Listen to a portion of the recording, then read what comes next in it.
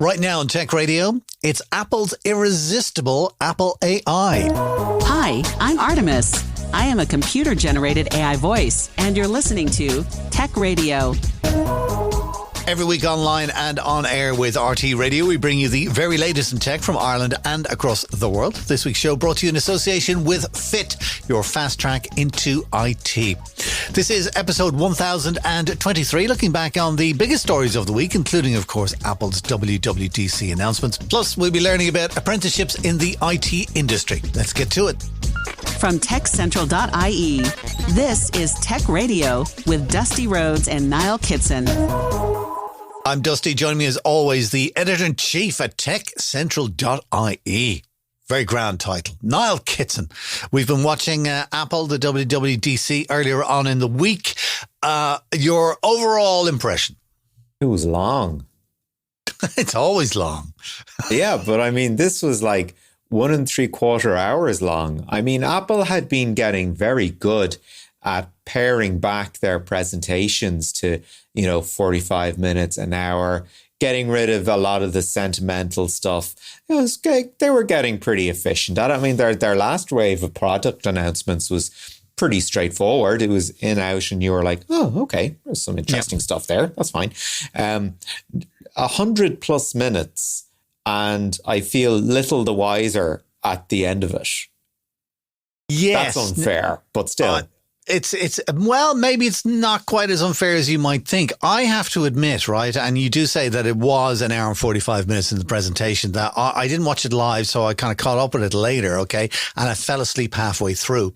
Now, the problem is that I was watching the 10-minute edited version. And you still fell asleep. And I still fell asleep halfway through because I just didn't think there was anything particularly wow. I think you're right. I mean, I started watching it. As I said, I watched the whole thing, and it started okay, got interesting, got very interesting, and then they made bags of it at the end. That's my hot take on it. So hook me in there. What was the bit that was got interesting and then got very interesting, and what was the bags?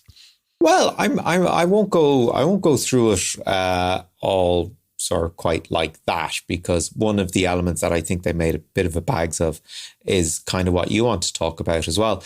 But the first thing that they went to was Vision OS 2, and it sort of made me sit back and go, wow, they're already at Vision OS 2. I mean, you can't even get the Vision Pro over here. It's still $3,500 in the States. What's gone wrong? What's been happening? Is this a new coat of paint to remind people the Vision Pro is still there? Is it just a gimmick to remind people that, hey, it's coming to Europe? You will still probably have to pay a ridiculous amount of money for it. So from what I could tell, at a remove, this was basically a shiny coat of paint to prep people for an international launch. They talked about the apps that people are developing for it. Apparently, there's 2,000 apps ready and waiting to go for this new era of spatial computing, as they called it. And then they did a couple of things with like, okay, here's your world around you, and here's a giant monitor here, and you can have a couple of giant monitors, and you've got your virtual avatar self, which looks kind of shiny, and it kind of has this sort of vignetting effect around it, where you just kind of blur into the background as opposed to having a hard key line around your avatar. All nice sort of little, I suppose, aesthetic things, but nothing that made me go, hey, now is the time to buy a Vision Pro. So I felt that was kind of I think the message was, we've got 2,000 apps, knowing full well that most people use, 40, and have 90 on their phone. Well, there you go. So that's a matter of life, isn't it? I was watching an argument amongst a couple of people who get really ticked off going into restaurants that don't have menus, and now it's like just scan the QR code there on the table and you can look at the menu. Then they really get annoyed about that. Oh, I like that. I like that. Do you? No, yeah. I don't. The one thing. That's one of those things that starts an argument. Do you like QR codes? in restaurants. I don't. I'm becoming a fan of them in general. But anyway, we don't have Apple codes yet. But one thing I will mention about Vision OS 2, you will be able to run iPhone and iPad apps on it. So, all right, okay. Yeah, that's kind of a win. To be honest, I think Vision OS is, I mean, it's stunning. I would love to have a go at it, but it's not in Europe yet. There's no way I'd buy one. And I think what we're looking at is the very beginning, if you want to put it that way, of the future. In that kind of thing. They have to bring that down to such a way so that it's like putting on a pair of glasses that you get from Specsavers or sunglasses maybe or something like that, or tinted glasses. I don't know. But that big hood piece of technology that you have to wear on your head and it's so heavy you need straps around the back of your head. It ain't going to work. Ah, look, I mean, nobody has made this work. No. couldn't make it work. Will. Oculus can't make it work. Exactly, but they will. That's the thing. Someone somewhere along the line is just going to come up with something revolutionary, and then boom, that's when it will become a thing. Because I think with VR, the applications for VR and the things that you can do with it are just, it's just amazing what can be done, like, you know. So I'm off to visit a friend of mine next week. And he's got the MetaQuest. Yeah. So I'm looking forward to getting my head literally into that and seeing what it can do. Because from what I see of the reviews and stuff like that, is like the MetaQuest is kind of like maybe 3/4 of what the Apple one is, but it's 1/10 of the price. Yeah. So we'll wait and see. And I've tried stuff out with Samsung and so. Anyway, listen, we're not here to talk about that. We're here to talk about Apple WWDC. So Vision OS, and you kind of look at a couple of little upgrades and so you would like to get your hands on it when it comes to Europe as well. I think the thing that everybody was waiting for in Apple this time round was the whole Apple are going to announce what they're going to do with AI.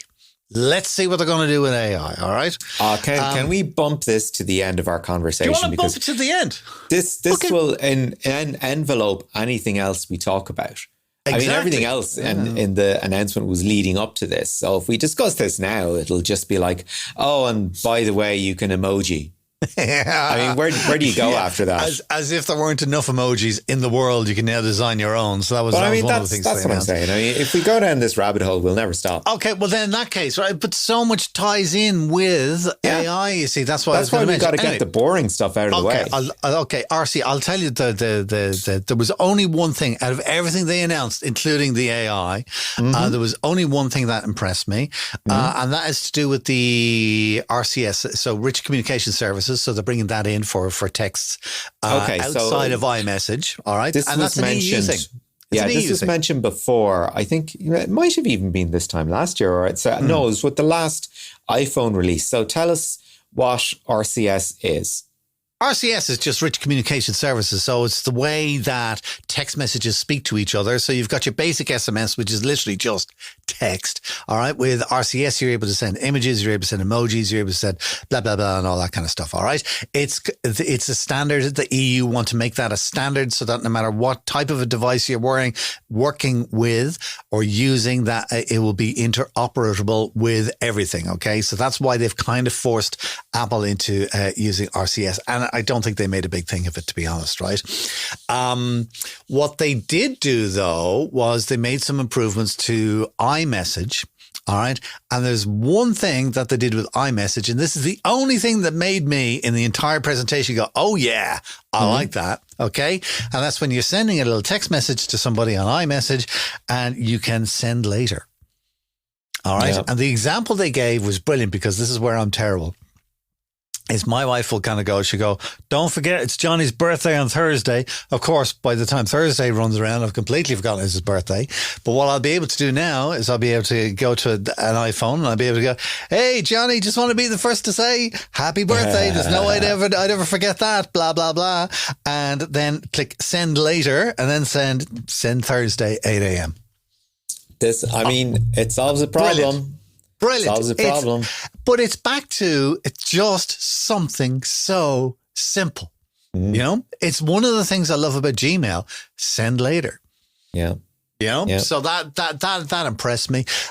Siri, a lot of the updates to do with Siri and stuff like that, and Siri speaking in a more conversational manner, are all to do with AI, which I'm not allowed to talk about. Nope. And then that all ties in with ChatGPT, which is of course AI, and I'm not allowed to talk about that. So let's run along then with Mac OS 15. Well, no, you've spoiled everything now. I may as well go home. I'm taking my ball and I'm going home.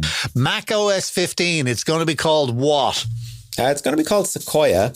And do you know what Sequoia is? Yeah, it's a giant tree. It's a big tree. It's one of the big trees. Yeah. That America is famous for. Now, there is one feature in Sequoia that actually made me sit up, and it made me go, Microsoft tried this 10 years ago and it failed.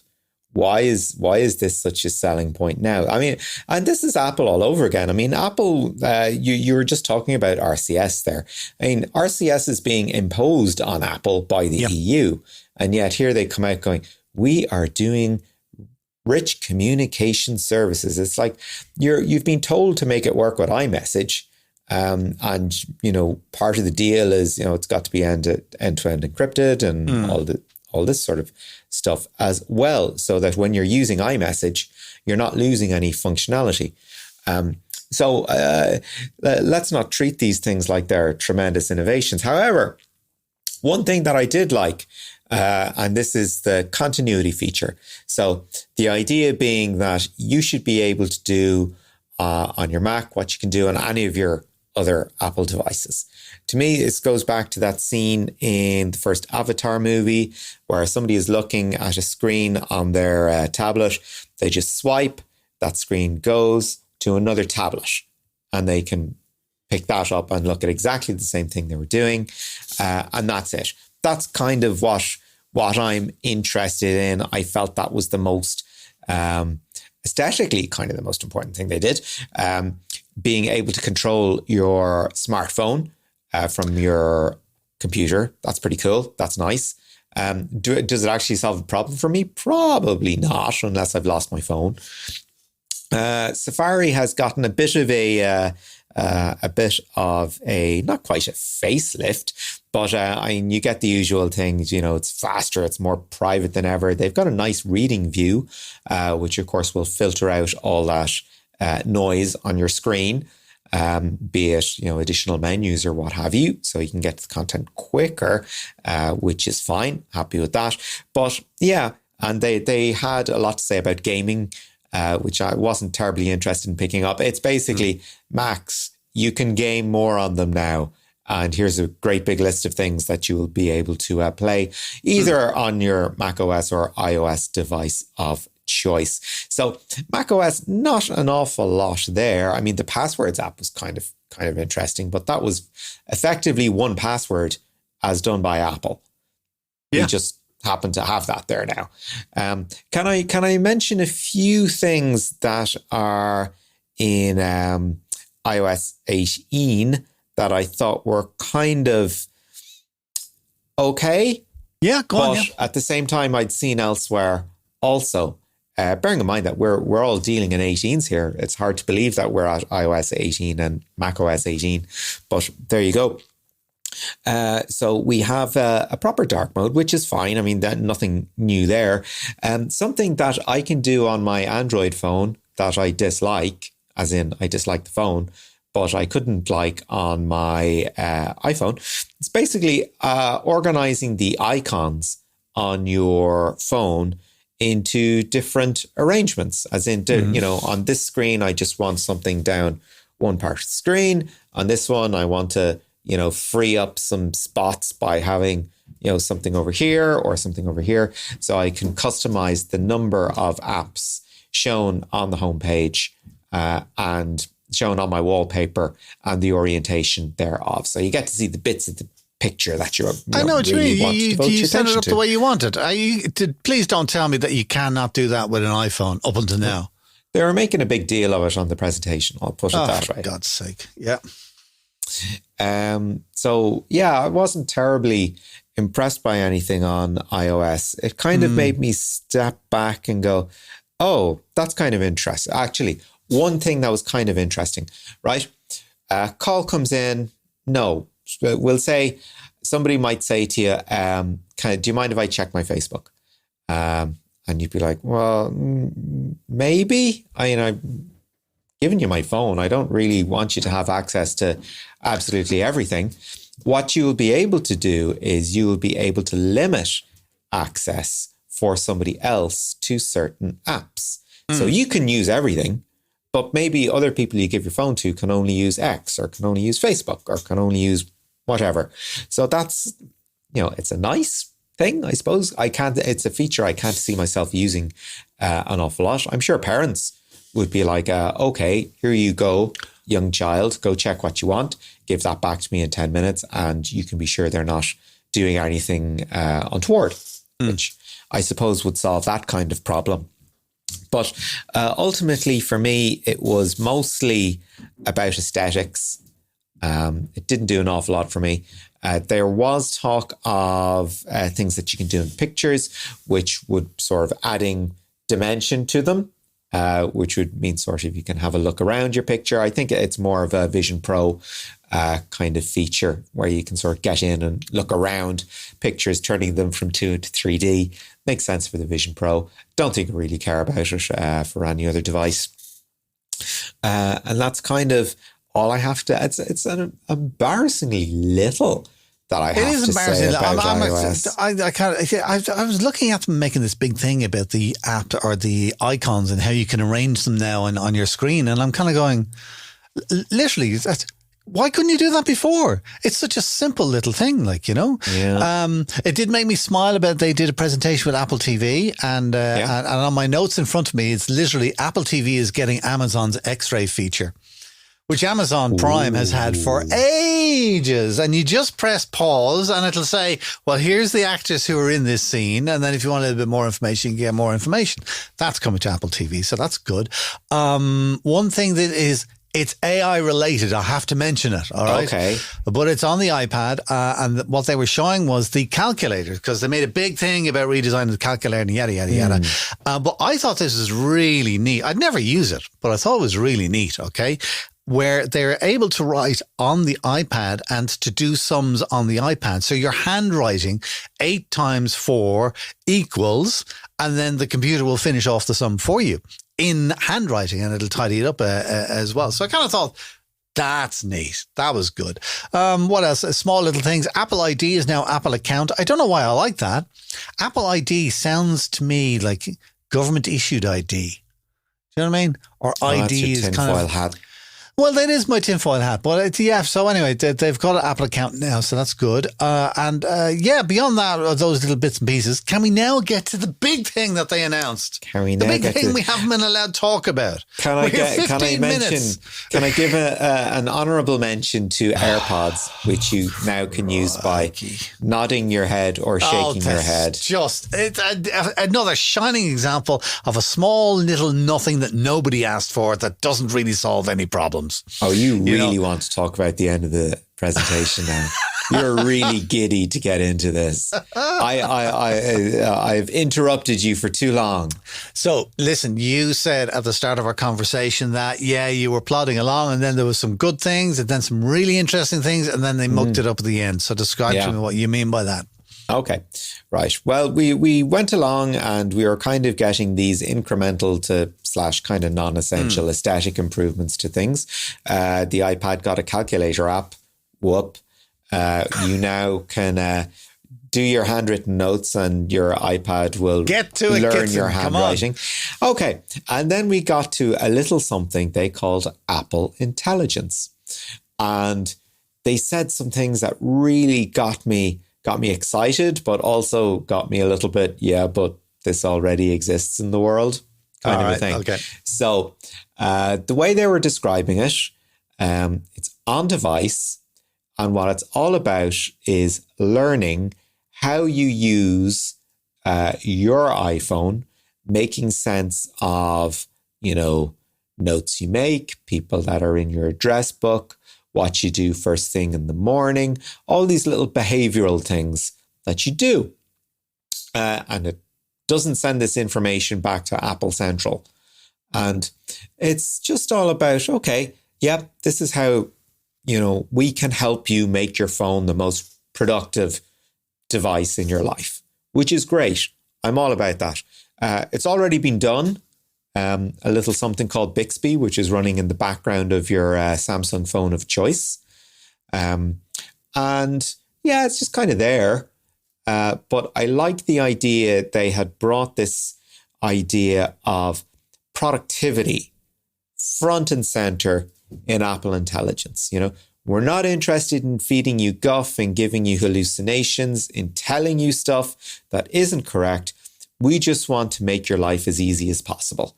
And here's how you do it. Here's how we do it. And they went through a couple of examples, and I was like, do you know what? Overall, I like this idea. I like this positioning. You're selling me on AI. And then they went and did an absolute. They shot themselves in both feet. Oh no! Shot themselves in both feet. Here's where it went all wrong. Here's where it went all wrong. You've given me the best bits of what AI can do for us to be our buddy, to make us more productive. And then they go and talk about the one thing guaranteed to make us dumber and less productive, which is integration with ChatGPT 4.0. Oh, so you don't like that at all? Nope, because we know ChatGPT is junk. We know it. We know it's prone to hallucinations. We know it's a copyright nightmare. We know who's funding it. We know who doesn't like it. Well, no, we know too much about it. We know who's funding it, because that's what I thought. Okay, so firstly, so Apple is now using ChatGPT as their AI because they don't have one of their own. Yeah. All right. And ChatGPT is owned by, Microsoft. Not wholly owned. Okay, well, lots of Microsoft money in there. It's so 10 billion worth of Microsoft cash in there, and it's in there for a reason. Lots of Microsoft in your Apple iPhone now, or in everything that you do with Apple now. I thought that was interesting. The other thing, when I heard them saying this, you think that is a brilliant thing, okay? Microsoft came out with this only a couple of weeks ago. Microsoft Recall, they called it, where it's watching every single thing that you do. Now, I can't recall with Microsoft if it goes back to the Microsoft servers and there's all that kind of stuff, but Apple made a really big thing about it, and you said it already. Everything is done on device. It's not shared. And in Apple's defense, they did say that if they are going to make a call to ChatGPT about something, they will ask you. This might need a little help with ChatGPT. That's going to get really annoying really fast. Oh, really? Oh my God. Can you imagine if if you're trying to push it to the limits and it's going, whoa, I need to ask ChatGPT, is this okay? No, I need to ask ChatGPT, is this okay? Oh, I need help with that. Can I ask ChatGPT? And you've got to ask it. And I think the way that it's set up is that you have to answer it every single time. There's no kind of always allow conversations with ChatGPT. I think you have to do it every single time. But then we'll wait and see when iOS 18 comes out, and we'll see what it's like in reality. You're right. I liked the whole name Apple Intelligence. Just makes me smile, all right? Because this is the greatest marketing machine on the planet Earth, okay? And they will avoid saying AI. They will use any other term that they possibly can to describe what AI is without actually saying the words artificial intelligence. Well, if they can't own the term, they're not interested. Exactly. All right. So I like the way that they've called it Apple Intelligence, but it also just seems a little silly. Well, it's still AI. Yeah, exactly. Do you know what I mean? But you know what I mean? It's but it's definitely not cool. That's the way that I would put it. And even I had to laugh at Craig. He was showing something on his phone, and I meant to take it as a clip, and I was going to take the mick out of it, but I didn't. But at one point, he just went, "Oh, look, you can do that on your phone. How cool is that?" And oh God, no. Oh God, no! He actually said, "How cool is that?" It's like, "Hey kids." Yeah, hey kids, I'm down. It's just, anyways, aside from the name Apple Intelligence, loads of people afterwards are kind of go, well, what would we call it? We can't call it AI because that's already taken. Anyway, Apple AI is what most people are going to call it. I thought, you're right though. They are using AI. So we are used to ChatGPT and we ask it questions and we get silly answers and hallucinations and whatever. But the way Apple have approached it, and this is what they do brilliantly, is they look at what everybody else is doing and then they come out with their own version, which is brilliant. Well, they sort of have, but they're still relying on ChatGPT. Yes, but not for everything. They have got their own AI and it's on board in the neural chip in the phone itself. All right. And it's doing relatively benign things that are useful. All right. Yeah. So it will summarize an email. It will say, do you want me to say an automated response to this text message? It can tidy up your photos or stuff like that. I mean, all of this stuff can live on the phone. It doesn't need to go to an outside source. It can watch everything that you're doing on the phone and keep logs of, when you do what and what time you get up or where you set your alarms or where you are at certain places. Craig gave a great example. He had to move a meeting, but he had to attend a daughter event with his daughter, play or something, whatever it was. And his example was with the phone was, okay, Siri, can you blah, blah, blah, blah. And the phone just went, yes, because if you do that meeting and it finishes at 4:30, then looking at the traffic and the route that you will need to take, you will have 45 minutes in order to get to your daughter's event, which starts at blah, blah time. So it'll all work out and put it all into his diary. And that kind of use of AI is, basic. Do you know what I mean? Basic, but it is basic, and it's on device. And they really made a big thing about connecting back to servers because this is where I would have my tinfoil hat on. All right, if it's on the device and it's my device and it's here and it's mine and it doesn't talk with anything else or whatever, I'm kind of happy with that. All right, but when it has to start talking to ChatGPT like you, I'm no. When it has to start talking back to Apple servers, no. When it's keeping my data on servers that are not, I want stuff on my phone and to stay on my phone and not to go anywhere else but my phone, okay? Because the key word on that phone is my phone, my data. Stays here with me, all right? So overall, I mean, if you're to look at Apple Intelligence and compare it to Microsoft Copilot, for example, if you were to look at tvOS and compare it to what Amazon is doing, if you were to look at iOS and compare it to the latest Android and what that's doing, I think this was a really underwhelming presentation because to me, this seemed to be all about catching up to the market-leading features and the other things were just kind of nice tweaks like image organization, like emojis. There's nothing there that I went, okay, right. There was an awful lot of this will work really well on my phone, but they're not first to market with anything. Now, granted, they never have been. No. But I just got the sense that instead of not being first to market with Mac OS, it's a lot of things they're not first to market with at the same time. And to me, it just gave a sense of, I wanted to see what the Apple twist on what is out there is. And it just didn't feel like there was enough of a twist. My word of the year this year is finesse. Yeah. And I think that's what they've done. They've taken everything else and they've done it really well in their own system. But there's nothing in there that makes you kind of go, wow. You know, the calculator wrapper on the iPad OS to be able to write the sum and then to have the computer put in the answer or whatever. Yeah, that's cool. But, you know. Was it worth 100 minutes of my time? Well, never mind if it's 100 minutes of your time. What about, kind of 800 quid of your money and up? That kind of a way. So anyway, their share price is up as it always is after one of those announcements and da-da-da-da-da.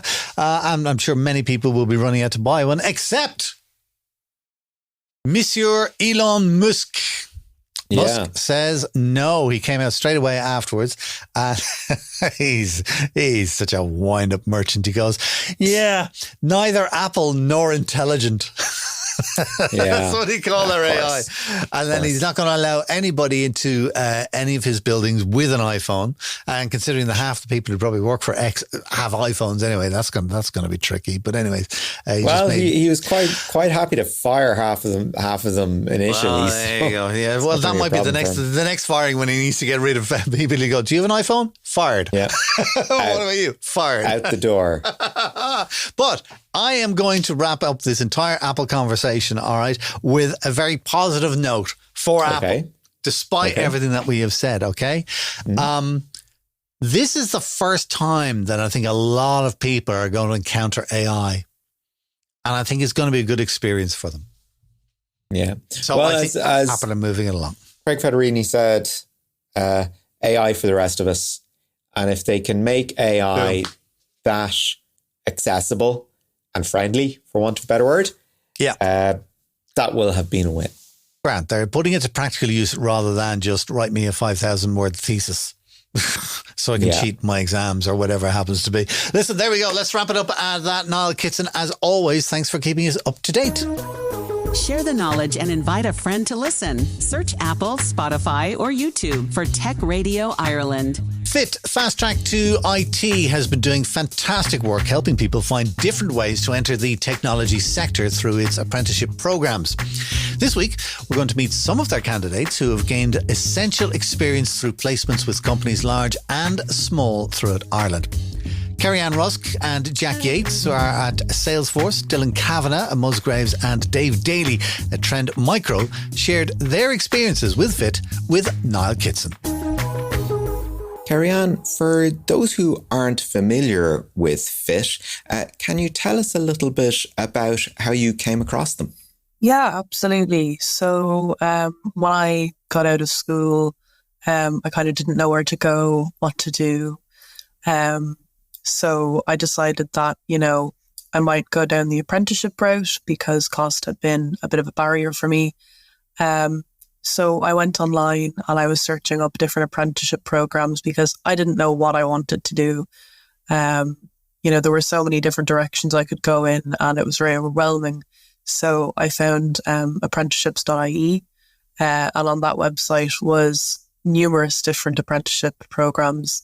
And I checked that, didn't see anything that took my fancy. A couple months went by and I checked it again and there were these new courses that had been added and Fit's courses were some of them. And they kind of took my fancy. I thought that was a really cool program, all of the different tech apprenticeships, because there was nothing else like it on any of the other apprenticeship websites. So I delved a little deeper into it and it brought me to Fit's website itself, where I was able to read up on more of it. So I applied because I thought, why not? What's the worst that can happen? And the application process was nice. It was really casual and really laid back and not intimidating.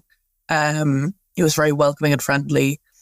They made the process really easy. Fit helped me through it. They helped me through making my CV. They helped me through kind of detailing out my interests for my employer. And I was able to kind of go into the meetings and interviews with Salesforce with absolute confidence because of Fit's support. The interview for Salesforce was, I won't lie, it was a little bit intimidating. There were a couple of interview stages over the phone where they kind of talked to me and got a grasp of, where I am in my journey and where I want to go, my ambitions. And then they brought us into a really, really large call with over 100 people, which was very intimidating. But it was also very welcoming at the same time because everybody got to say their piece and there was really good icebreakers. And it was essentially an assessment center. We got to take time to work together and collaborate on different kind of activities, which really allowed us to show our skills and like transferable skills that might apply to the job roles that we were applying to at Salesforce. And there was a fantastic host as well. And yeah, there was a couple more interviews after that then, once we got through that day. So overall, it kind of similar to any other job position or college, but also very intriguing with the assessment centre. That was a really fun day, and looking back on it, I kind of hope that I get to be involved in it someday, because it was a really enjoyable day for me at the time. Jack, you're there in Salesforce as well, also in software development. Tell us a little bit about the skills that you've picked up, because one imagines that, yes, you've been picking up some, I suppose, hard skills, but there's also soft skills as well. So tell us a little bit about what you've been learning. With my time at Salesforce, specifically, like, it's been instrumental in enhancing my soft skills, which I'm sure we all know are just as crucial as technical skills nowadays in the workplace.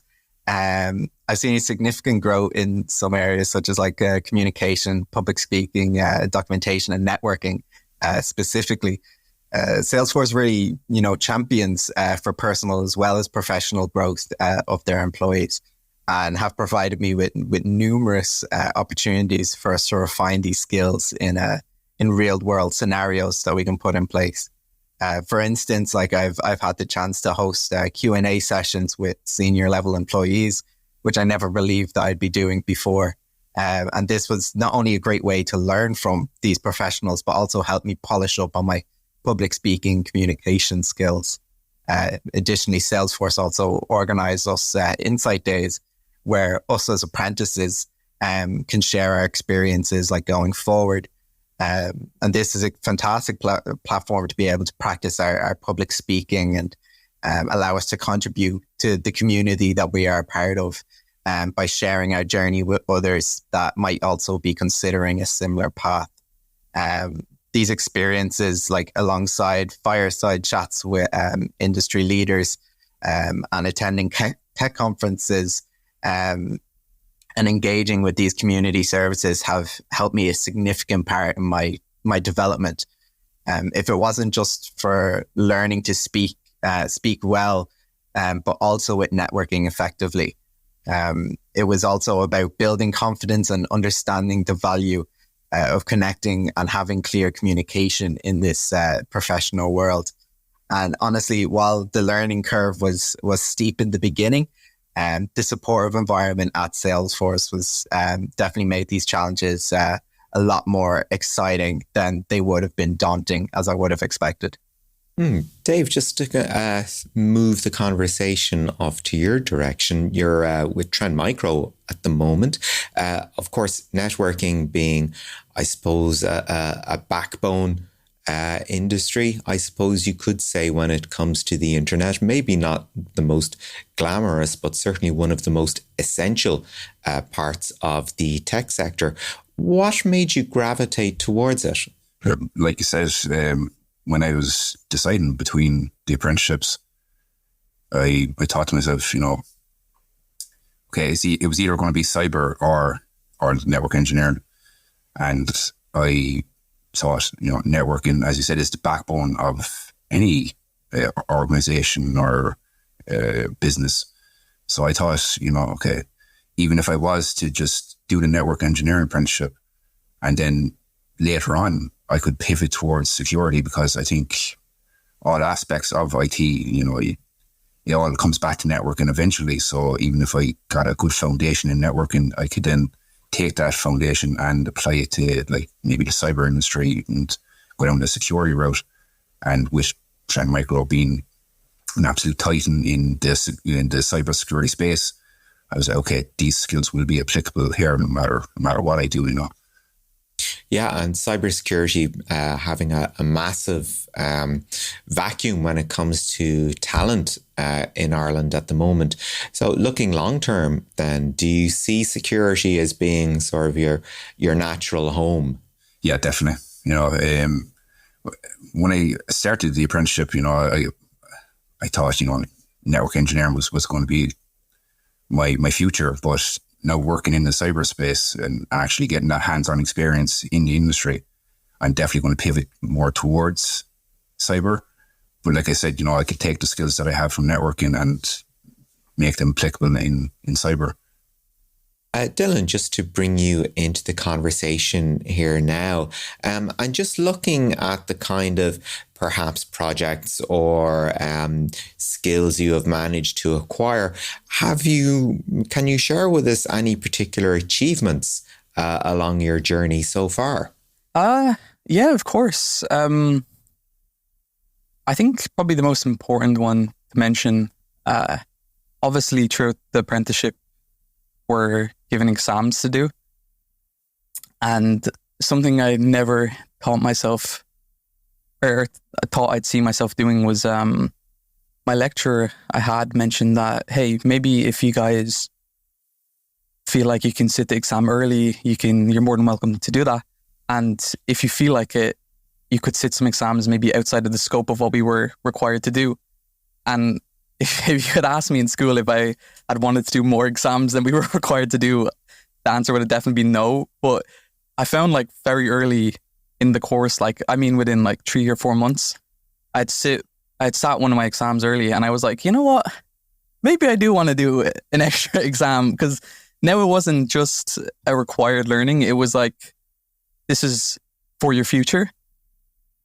It's for your ability to do what you can and work and further that.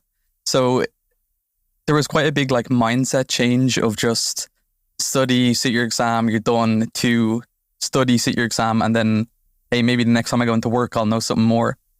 So I think not just you were mentioning abilities and for projects and stuff like that. It wasn't just for my own personal, I just had to get it done. It actually switched my whole mindset of what I wanted to do and how I wanted to work. And that definitely affected how I'd go on to do projects and stuff like that. If that makes sense. Jack, would you echo those? Jack, would you echo those sentiments? Definitely. I mean, when it comes to things that are achieved across the apprenticeship and wanting to kind of go outside that scope, I definitely believe that once you go into an industry that you're not expecting to do so well in, and you find yourself exceeding those expectations, not just from your peers or not just from your lecturers, but also exceeding those expectations of yourself, I think it definitely does give you that kind of driving force to kind of want to push your way through and be well, if I'm doing well now, let me see how far I can go till maybe I hit that wall. And you genuinely do surprise yourself with how far you actually are able to go when you are working on something that you are a lot more passionate about or find a lot more interest in than maybe you would have done when you were at school and you were kind of forced upon those things when the option is given to you of, would you like to? And you're like, no, actually, I would really like to see how far I can kind of go. I think it definitely does open up your mind a lot more.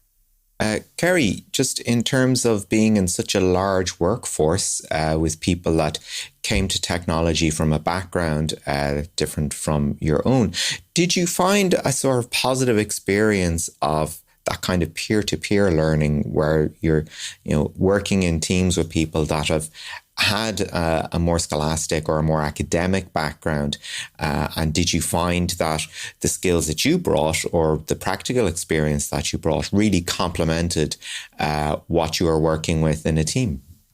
Definitely. I feel like a wide variety of people and experiences are really valuable in a big company.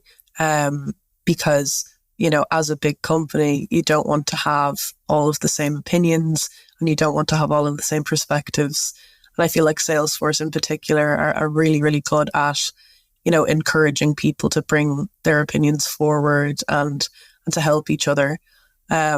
Personally, even within the apprenticeship program itself, there were people who I was able to learn from who had an academic background in technology.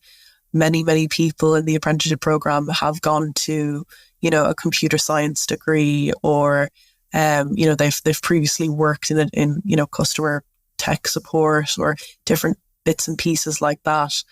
And that's really valuable to them, and they can bring their perspective into the conversation. And I've learned a lot from those people. And likewise, there have been times where people have approached me and they've been asking me about the more the more practical side of things, or the more conversational side of things, asking me for, interview advice or documentation advice, things like that. And, the knowledge sharing within Salesforce is fantastic. It's encouraged. We're all on an even playing field. And the people who work there as well are always very welcoming of us. And I feel like that really gives us the opportunity to, branch out, talk to these people. Because the team that I'm in particular, I feel like I got very lucky. They're incredibly encouraging of me, reaching out to other teams. I'm very settled in my team now, and I got a little bit comfortable, and they were like, Kerry, why don't you talk to these people? Why don't you bring those people into your circle? I feel like they could benefit you. And so, I do definitely feel like I've had a positive experience in the workplace, even with a really massive company. I do feel like I've been able to take advantage of that and hear all of those different perspectives. So, yeah. Dave, just on that point of corporate culture, the tech sector has kind of a reputation of being, much younger, of a certain demographic. As somebody coming into the tech sector from a different background, have you found any sort of adjustments that you had to make, or was it a fairly seamless transition that once you were kind of task focused, all those other elements really didn't come to, really weren't factors? I think I was lucky with getting placed with Trend because of the team I'm on. Kind of like what Kerry said, they've been so patient with me, they've been so helpful, and they've made that transition like super easy, and I think any worries that I had going into it were just my own, coming from an industry where I solely work by myself to an industry where you're in a team-focused environment. That was the biggest challenge for me, but they were so welcoming and helpful, and, they made me want to be a part of the team in the future, so yeah, it's great.